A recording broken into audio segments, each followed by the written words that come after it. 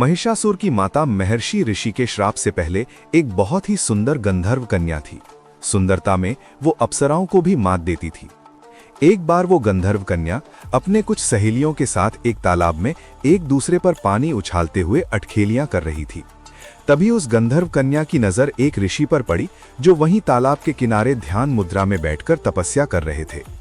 गंधर्व कन्या के मन में कुछ शरारत सूझी। वो चुपके से ऋषि के पास गई और वहां जानबूझकर कीचड़ युक्त पानी को उछाल उछाल कर अपनी सहेलियों के साथ अटखेलियां करने लगी। उसका उछाला हुआ पानी ऋषि के ऊपर गिरने लगा, जिससे ऋषि का ध्यान भंग हो गया। ऋषि गंधर्व कन्या के इस हरकत से क्रोधित हो उठे। वो समझ गए कि ये गंधर्व कन्या जानबूझकर ऐसा कृत्य कर रही है।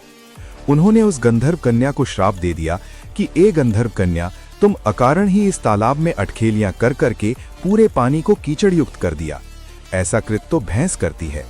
तुम्हारे इस कृत्य से मेरा पूरा शरीर कीचड़ युक्त हो गया, जिससे मेरा तपस्या भंग हो गया है। जा, आज से तू भैंस हो जा, तुझे भैंस के जैसा काया प्राप्त हो। गंधर्व कन्या हाथ जोड़कर ऋषि से क्षमा मांगने लगी और अपना श्राप वापस लेने के लिए गिड़गिड़ाने लगी। ऋषि को उस गंधर्व कन्या पर दया आ गई। उन्होंने कहा कि मेरा श्राप तो झूठा नहीं हो सकता, पर इतना अवश्य हो सकता है कि तुम दिन के वक्त तो पूर्ण रूप से भैंस के काया में रहोगी, पर रात के वक्त अर्ध महिषी हो जाओगी।